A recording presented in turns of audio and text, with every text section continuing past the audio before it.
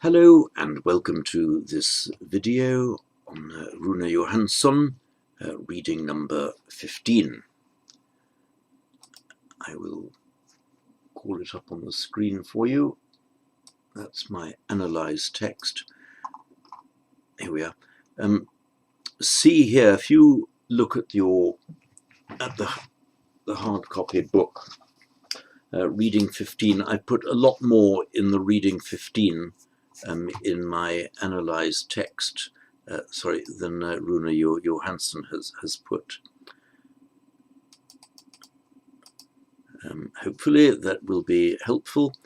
I give the lead-in to it, the few lines leading in. Sorry, let me just share. See, this bit that's in italics here is not in Johansson, that's just the lead-in.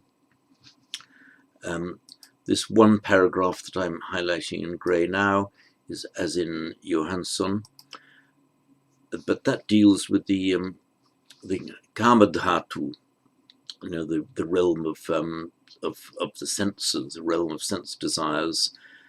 The next two paragraphs are in virtually identical language with a couple of small changes, but dealing with the Rupadhatu, the realm of form, and the Arupadhatu, the realm of the formless. So here we go. I will read it out to you.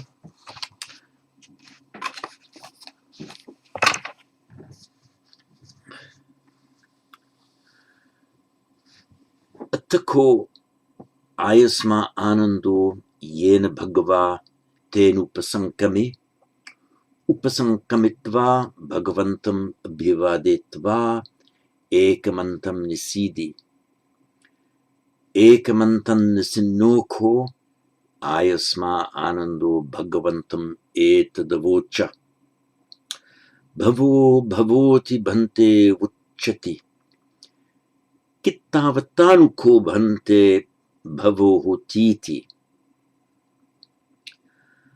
kamadhatu ve pakkansha ananda kamman na bhavissa apinuko kama bhavo panyayatati no hetam bhante iti ko ananda kammankhettam vinyanam bijam tanhasneho avijja nivarananam sattanam tanha samyojananam hinaya dhatuya vinyanam patikitam evam ayatin punabhavabhinibbati hoti evam ko ananda bhavo hotiti. Now the second paragraph.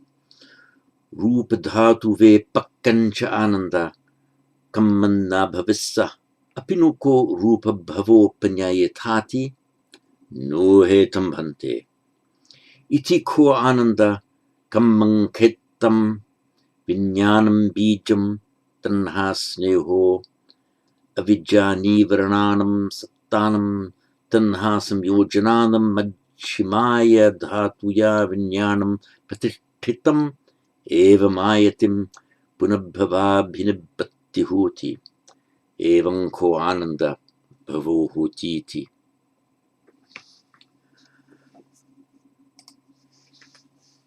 Arupadhatu ve pakkancha ananda kammanna bhavissa apinuko arupa bhavo panyayatati no hetam bhante iti ko ananda kammankhettam vinyanam bijam tanhasneho avijja nivarananam sattanam tanhasam yojananam penitaya dhatuya vinyanam patistitam evam ayatim punabhavabhinibbati hoti evam ko ananda bhavo hotiti. Now we'll proceed to the analysis of it. Let me enlarge a bit.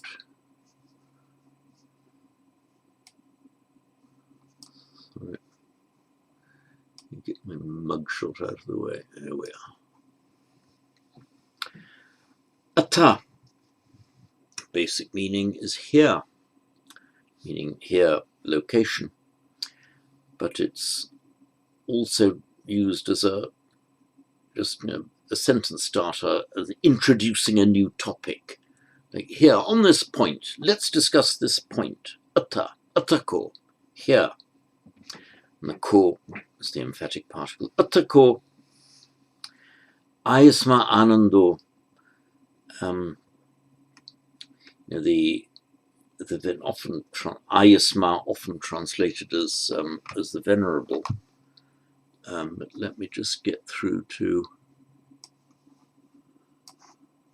Oops, here we are.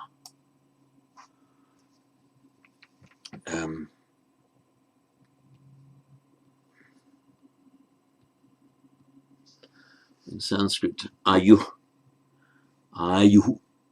meaning life. Not so much life as opposed to death, but life in the sense of long life. And also it's the same word with Santi. Ayurveda becomes Ayurveda, literally life, knowledge, life, science. And if one is possessed of long life in Sanskrit, Ayushmant, and in the nominative, Ayushman, and the accusative, Ayushmantam. And in Pali, the Ayushman becomes Ayasma. Literally, having a long life, the long-lived Ananda, but then often used as a term of respect, meaning venerable. Incidentally, a phonetic corruption of this word is avuso, and it's very often used as a term of address between monks or between equals, often translated as friend, meaning you long-lived friend. When the Buddha's 5 companions, when the Buddha, after his enlightenment, he came to see his 5 companions, and they referred to him as avuso, addressing him as an equal, and the Buddha stopped him. Don't call me avuso now, because I am now Buddha. You must no longer call me avuso, because that was a friendly greeting between equals. So here then, atako ayasma anando, the venerable Ananda, yena bhagava tenu pasankami. This yena tena construction, yena tena, it means to into the presence of somebody. So the yena buddha tenu upasankami. It's a slightly odd construction because yena means by which, relative. Tena means by that, whereby, thereby. It always goes with the nominative. So yena bhagava, which is the nominative, not bhagavantam. Yena bhagava tena upasankami, tenu upasankami. This idiom does not exist in Sanskrit, only in Pali. It just means went up to the Buddha, went to where the Buddha was, went into the presence of the Buddha. It's a rather odd construction. I've never quite understood why it is what it is. Maybe one day I'll know. Anyway, it just means approached the Buddha. The root kram, and upa sankramati, to approach, to get there, upa sankramati, to go up to approach. And this ending I at the end, upasankami, that is the aorist, third person singular aorist ending.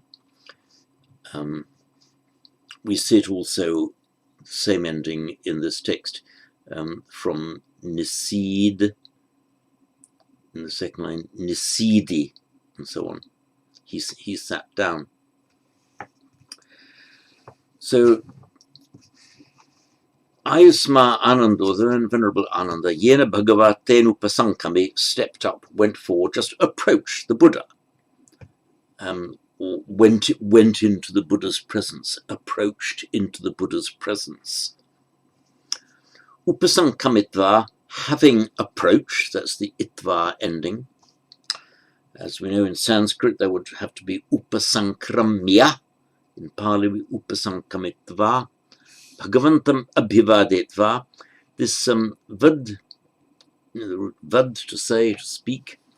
Abhivadetva, having abhi spoken, having addressed, spoken upwards, as it were, meaning addressed him courteously, saluted him, giving a salutation.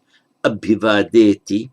So abhivadetva, having upspoken to the Buddha.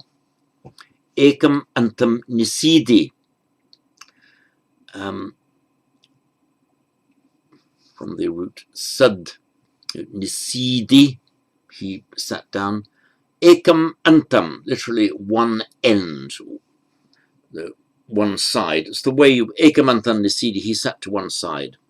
The idea being that out of respect for the teacher, you don't just go and stand in front of him and plonk yourself down in front. You abhivadetva, having saluted ekam antam nisidi, you go away from the front and sit down to one side. Ekam antam nisidi. So ekam antam nisinoko, nisidi, he sat down. Nisinno is the participle seated. So ekam antam nisinoko, being then seated to one side, after he had sat down to one side. Ayasma Anando Bhagavantam etad avocha. The Venerable Ananda, Bhagavantam etad avocha. Etad, this, avocha, said, Bhagavantam. It's the accusative of speech towards, saying something to somebody, so you use the accusative. Bhagavantam etad avocha, to the Blessed One, this said.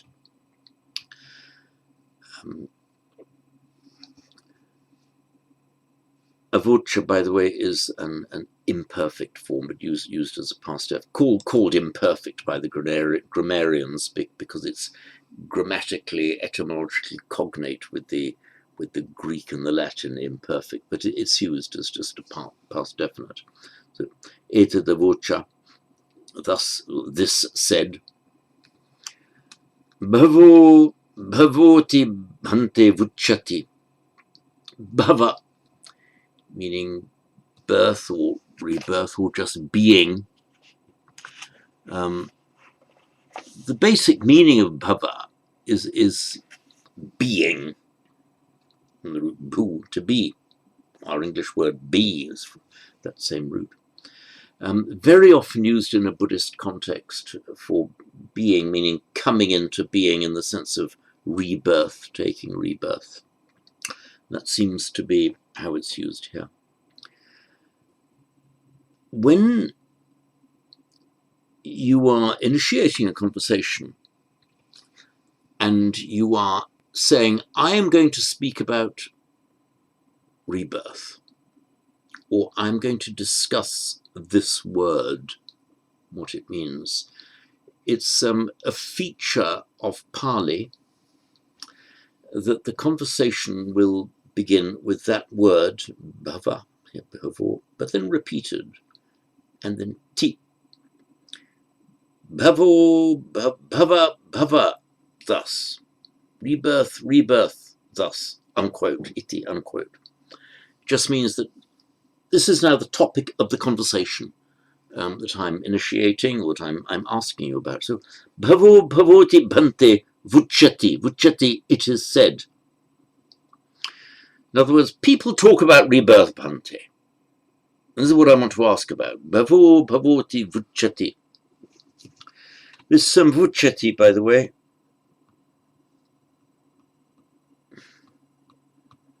it's from the root vach, to say.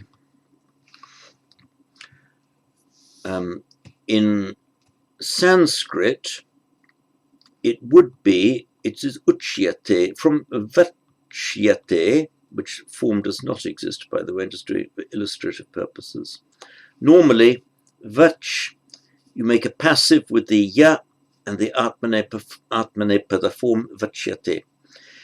In the older language, the stress was on the e, which means that it softened a syllable beginning with a va was softened to u. So uchyate in Sanskrit, uchyate it is said. And it's uchyate that becomes in Pali vuchati. And that accounts for this double cha, because that's by phonetic mutation from the chya in Sanskrit. Uchyate vuchati. Notice that the v comes back in Pali. Maybe by the influence of the fact that, that the root originally begins with a v, vach, uchyate vuchati. So it is said, in other words, people say, you hear people talking about bhava.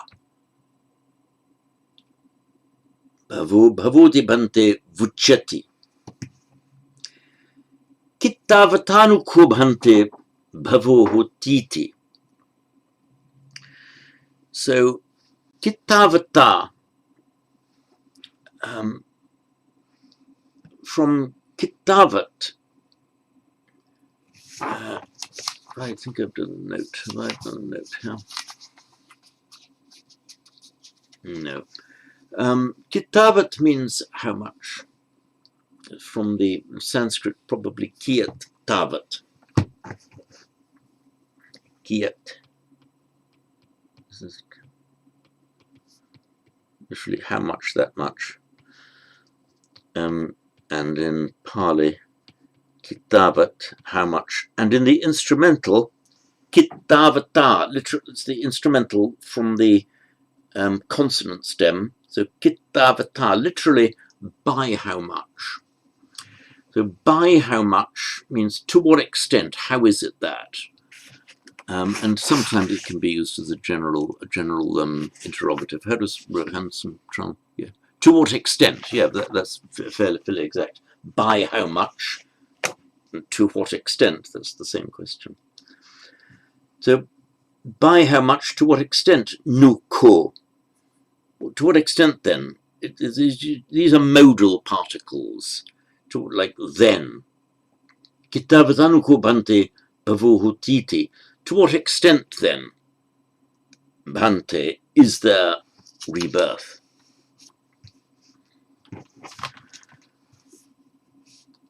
So look now at the next sentence. Kamadhatu vepakancha kammam na bhavissa. Abhavissa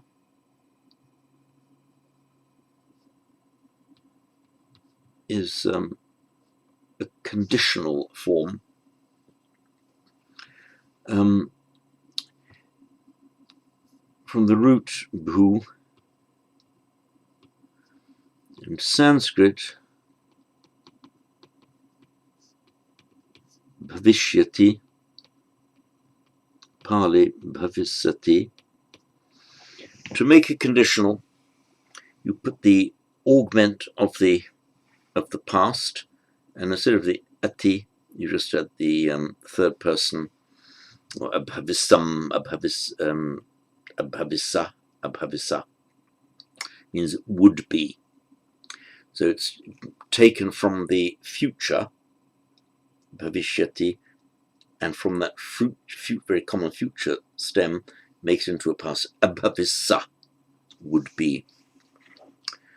A bit like the Romance languages, French and Italian and Spanish, you make a conditional by taking the imperfect, but by taking the future and putting an imperfect ending onto the future, which is exactly what is happening here.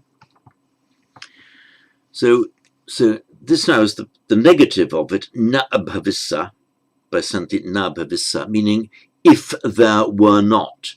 Abhavissa, there would be. Abhavissa, there would not be, or if there were not. So, if there were not what? Kammam. Let me call the text back again. kammam nabhavissa, if there were not kamma, if there were not karma. What kind of karma? Kama dhatu vepakam kammam. Kama dhatu vepakam, and this is just the vepakam cha, written as vepakan cha, is a compound adjective qualifying kammang.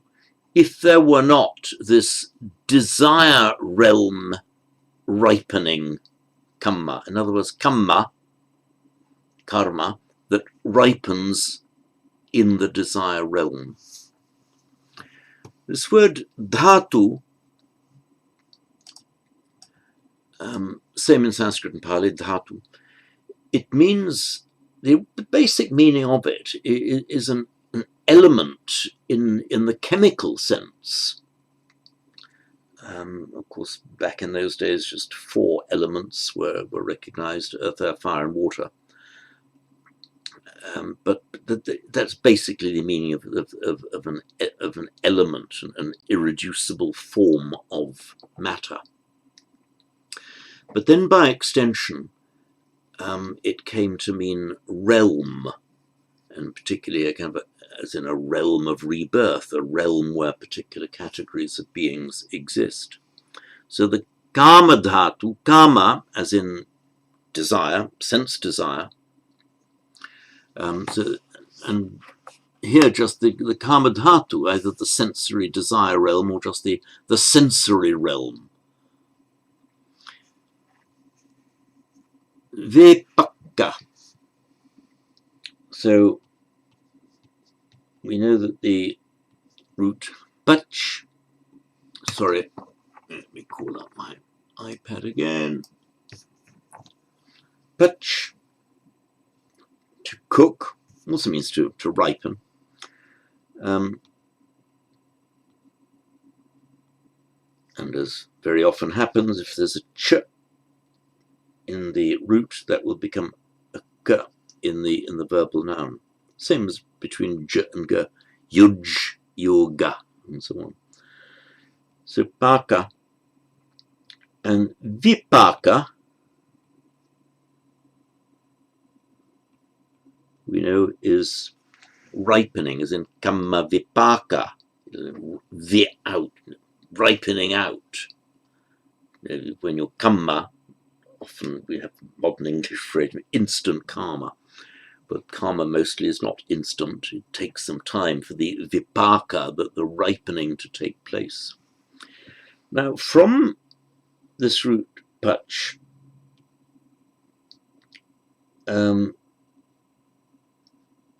we have in Sanskrit pakva.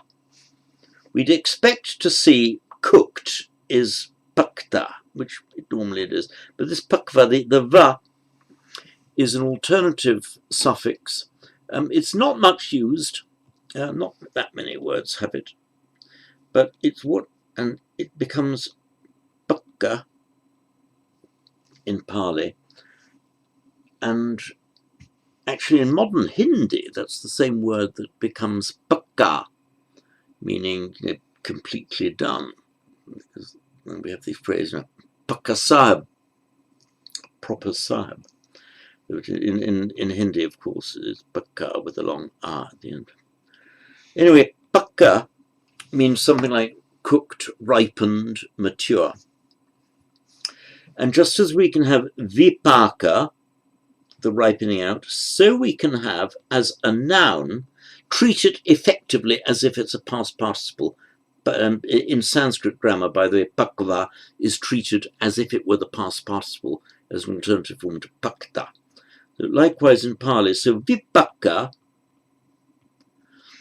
means something that has, it's an adjective, a participial adjective, ripened out. So vipakang, kammang would mean kamma, karma, that has ripened. Now, we can make this adjective into an abstract noun by vriddhi, in Sanskrit, vriddhi of the first syllable.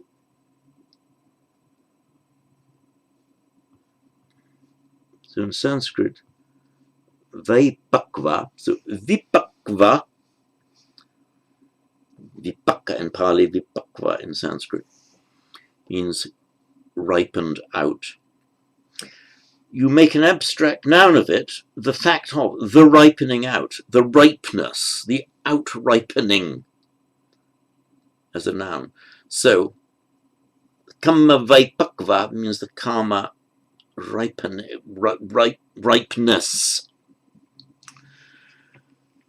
So, karma dhatu, and this vaipakva is what becomes vipaka in Pali. So that's the difference between, look here, the vipaka is the adjective and becomes vipaka as the abstract noun, which is from the I becoming I, vriddhi in Sanskrit, and that I, of course, is just an E in Pali. So vipaka is an abstract noun. So it means, how does it translate it here? Vipaka, ripening. Though it's more of an abstract noun from the adjective. So vipaka is more the verbal form, the factor of ripening, the ripening. Vipaka is ripeness. So kamadhatu vipaka is ripeness, the kamadhatu vipaka, sensory realm ripeness or sensory realm ripening. And it's a compound adjective qualifying kamma. So kamma, what type of kamma? Kamadhatu vipakang kammang, sensory realm ripening kamma. In other words, kamma characterized by its ripening in the sensory realm. So just remember that the kamadhatu vipakam is a compound adjective qualifying kamma. So he's saying, Ananda, kamadhatu vipangsha kammam nabhavissa, if there were not, nabhavissa, if there were not, kamadhatu vipakang kammang, if there were not this sensory realm ripening kamma, apinuko, like a lively kind of question. Would you then say, could it be the case that api, at the beginning of a sentence or clause, will normally have the effect of turning it into an interrogative? Remember that api used after a word or as an enclitic to a word means also or even. When it introduces a clause, it tends to make it interrogative. So, and then apinuko is a more modal interrogative. By modal, I mean it's just livened up a bit. Not just is it, but would you say that? Could it be the case that? So we'd say something like that in English. Would you then say that? Could it be the case that kama bhavo panyayeta? Sorry, panyayeta. So if there were no sense realm ripening kamma, then could there be apinuko? Could there be any kama bhavo? That is, bhava here, rebirth, not just being, but kama bhavo, desire rebirth, meaning rebirth in the sense, the sensory realm, or as Johansson translates, in the world of sensuality. Just going to have a look at how Bhikkhu Bodhi translates this. It's in his. I'm looking at Bhikkhu Bodhi's translation. Yeah, well, Bhikkhu translates the Kama Bhavo as sense sphere existence. Johansson has it as rebirth in the world of sensuality.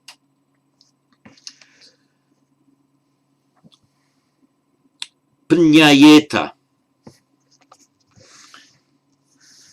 to be discerned. It's the same as our root panya.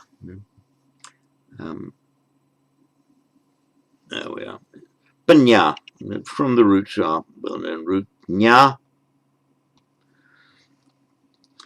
and it's a class 9 verb, so it becomes janati. It would otherwise, if it were a regular class 9 verb, remember it would be jnanati, but the nyat drops out, so it becomes janati. Now, remember that we have our various classes of verbs, and in the present system, this particular class inserts a na. Note well that the passive does not belong to this class of verb system. The passive is always just formed with a ya, whatever class of verb. So we had vach becomes uchyate, Pali vuchati. Jna, from the root jna, in Sanskrit, just to make an ordinary passive, for the passive now, with the ya, you ignore the fact that it's a class 9 verb. All verbs behave virtually the same for the passive. So, because jnayate, nya, ya, te, the atmanepada ending te, which you always use in the passive in Sanskrit. Jnayate, and in Pali, that is jnayati. So in Pali, we have janati, which incidentally is identical to the Sanskrit form janati, but the passive, Sanskrit and Pali, jnayate, jnayati. So pra, jna, ya, te.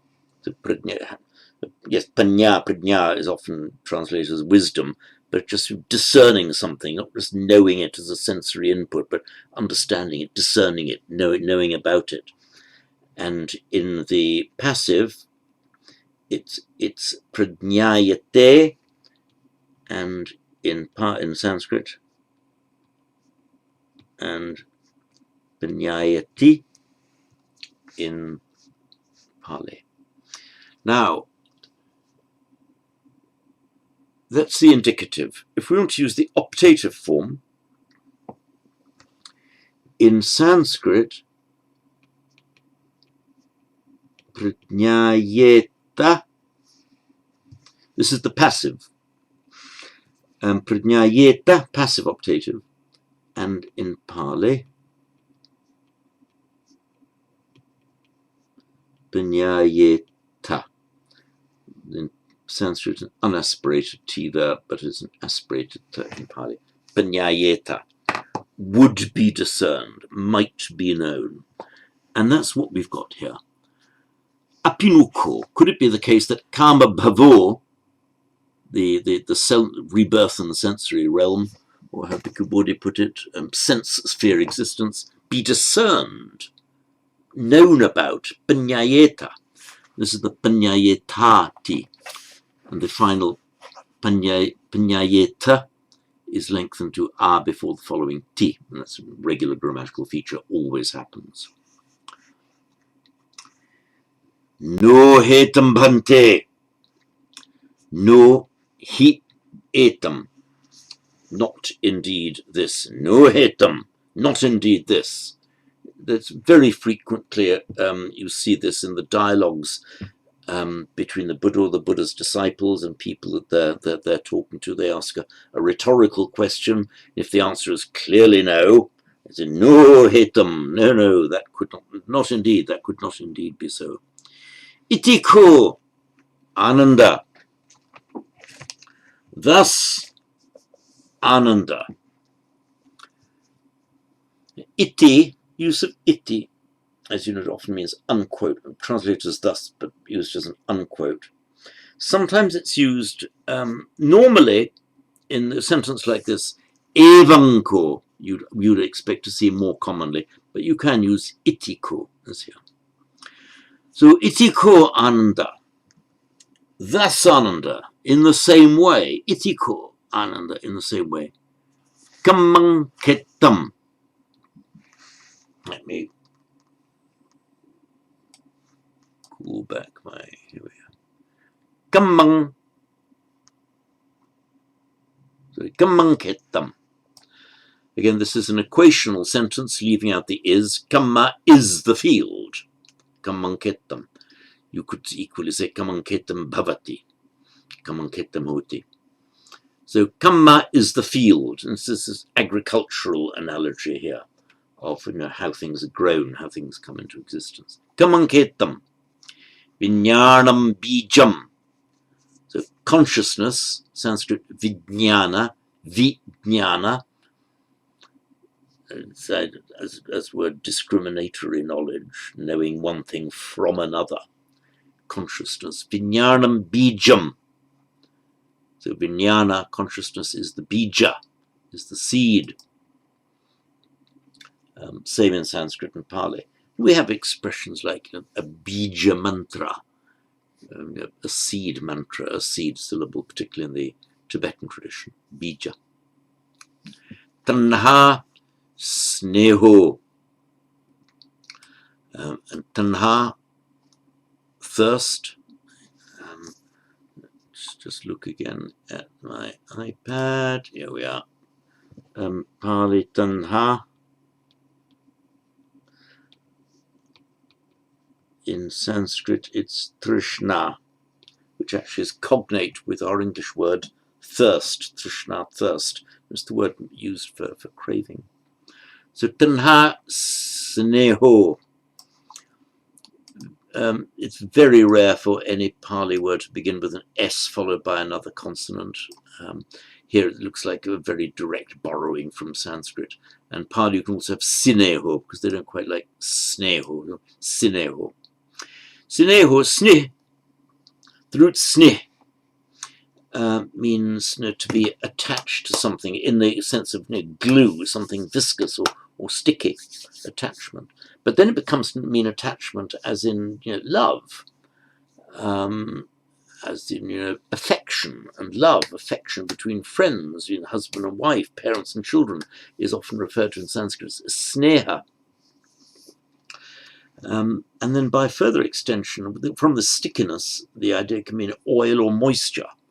So there's got this fairly wide range of meaning, from stickiness, affection, and moisture. The idea here, it's being that you have a field, you've got your ketta, you've got the bija, the seed, but yes, you put your seed in the earth, but that's not quite enough. It needs the moisture to be able to grow. So, tanha sneho. So craving is the sneha. So karma is the field, consciousness is the seed, tanha sneho, craving is the moisture.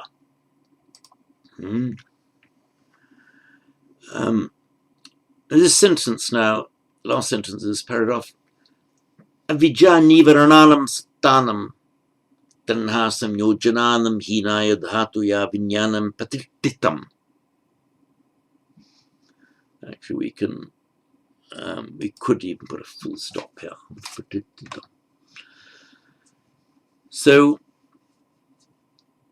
vinyanam, the consciousness, is patittitam, established or set up, is how Johansson pronounces it. How does Bhikkhu Bodhi establishes? It's from pratishta, established or set up.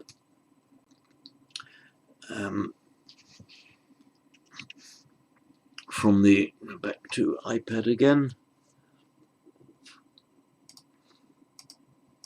Sorry, here we are. our root sta, to stand. So pratishta.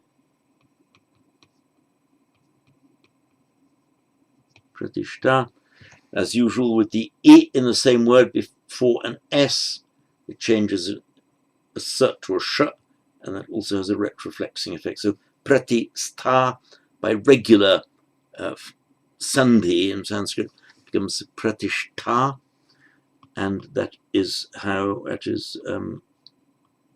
where we get patita in Pali.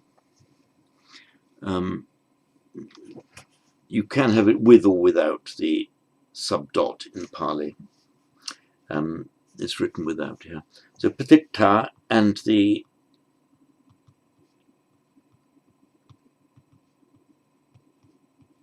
adjective stood, standing, is patitita. In Sanskrit it would be pratishtita, Pali patitita.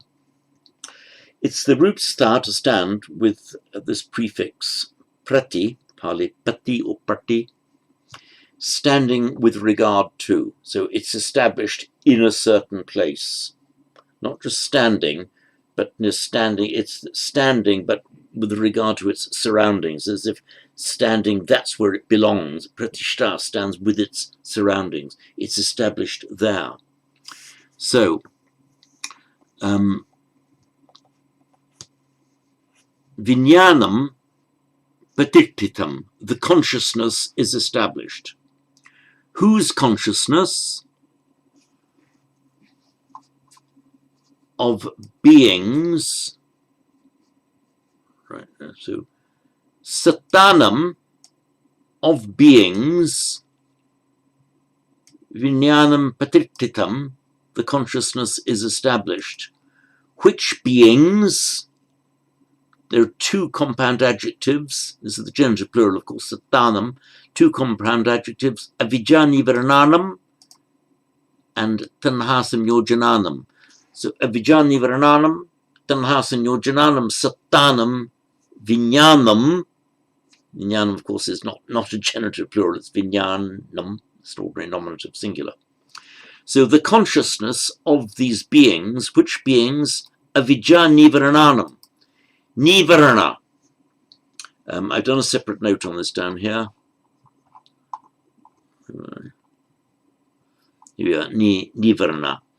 It would normally, you'd expect to see nivarana, but by an anomaly, both in Sanskrit and Pali, it becomes nivarana with the E lengthened. It's unusual, and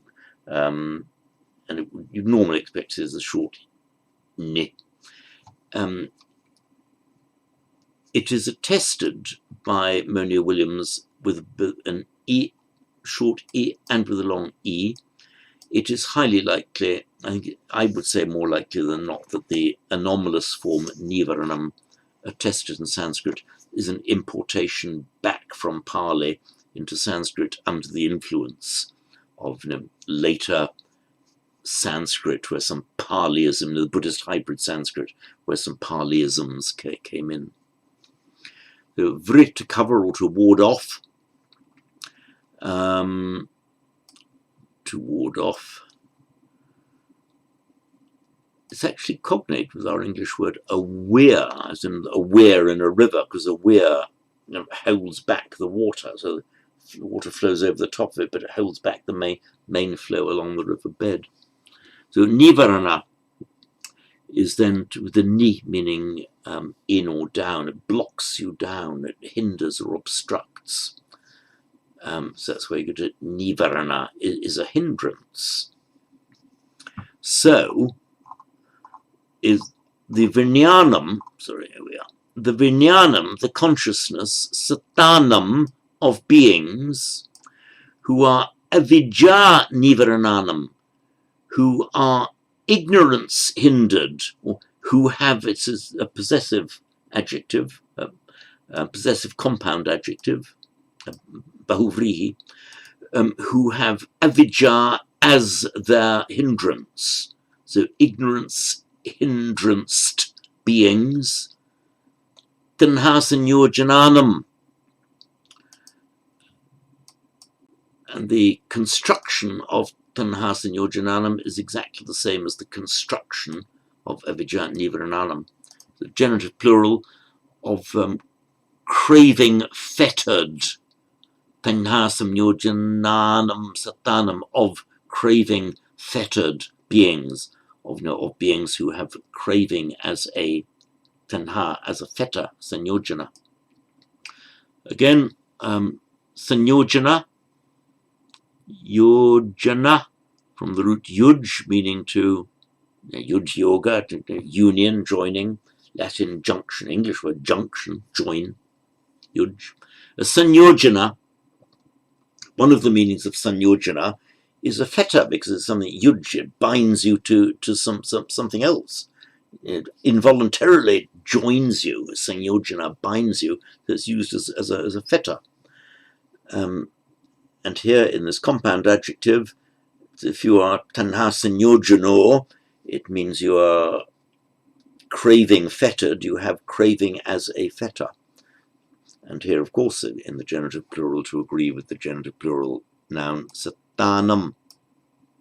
So, the vijnanam, the consciousness of, what have I done? Sorry about that. The consciousness of these satanam, of the beings who are avijja nivarananam, of these ignorance hindered, craving fettered beings, patititam, is established, not just is there, but patititam is established, it's firmly there, hinaya dhatuya. This is an alternative form. This is feminine, by the way. In the feminine declension of these nouns and adjectives, a number of the cases are merged into one in Pali, but not in Sanskrit. So hinaya dhatuya is a locative here. I mean, in an inferior dhatu, feminine, by the way, dhatu, in an inferior dhatu, hinaya dhatuya. By this aya here, if this were a masculine, where are we? Come on, cursor. Here we are. If this were a masculine, that would be a dative, but it's a feminine, so it can be either genitive or dative or locative. So here, hinaya dhatuya, here locative, in an inferior realm. Evam, thus, in that way. Ayatim punabhava bhinibhatihuti. So ayatim, I've done a note on it. It's from our root. Here we are. The root yam.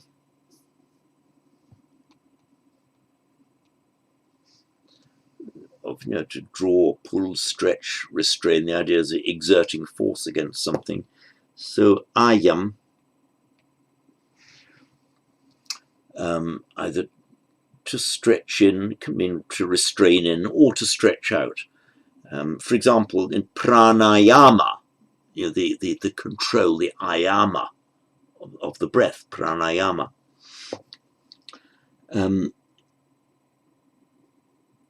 And from yam, the past participle is yata, not yanta, but yata, like gam, gata, yam, yata.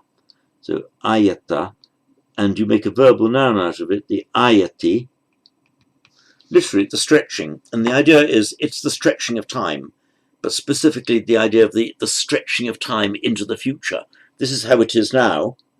And you look at this ayati, the stretching out of the time. That's why it comes to mean future. And make that an adverbial noun, or turn the noun into an adverb by putting it into the accusative. So you get ayatim, just means into the future, or just in the future. So evam, back to the text. evam, in that way, ayatim, in the future, in this outstretched time, punabhava bhinibhati hoti. Hoti, there is, equal bhavati. Again, punabhava bhinibhati.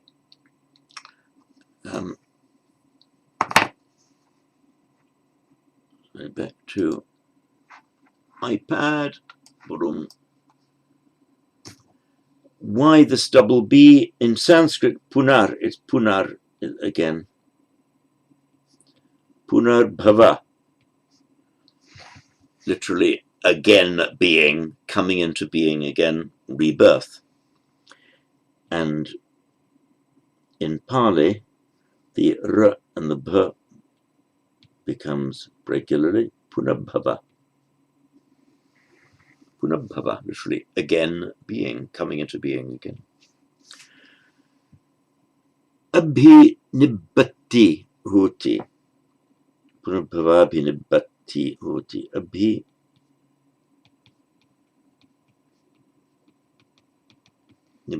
In fact, it's from, in Sanskrit, hyphenated. Let's hyphenate it. Abhi nir.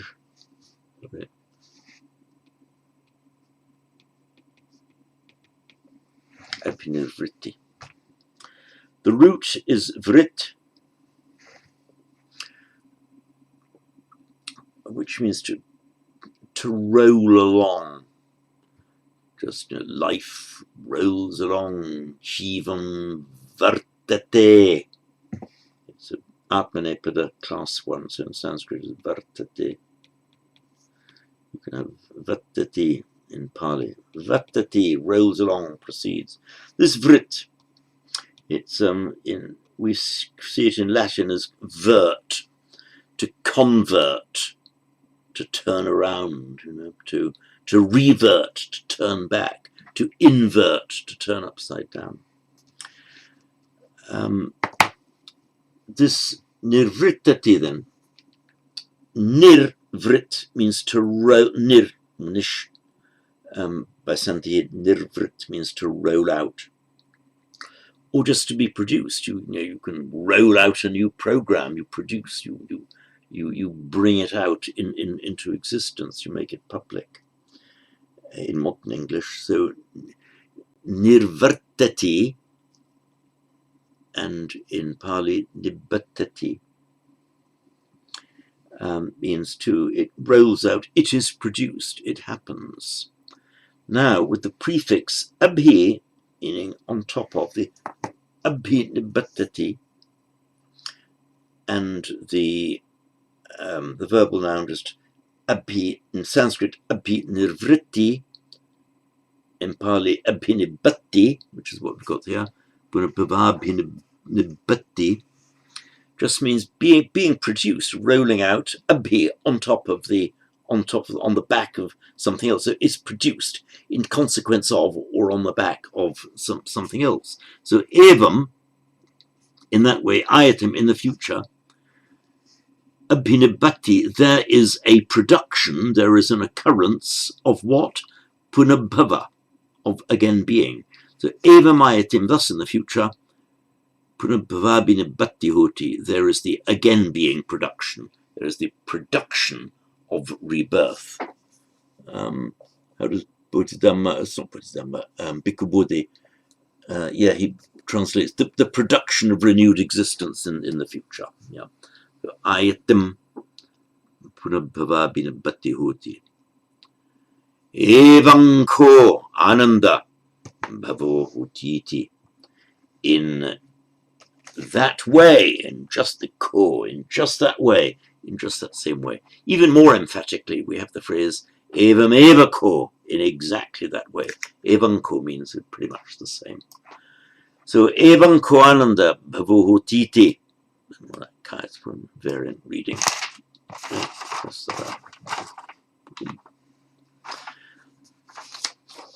The following two paragraphs are in the same words with just two exceptions.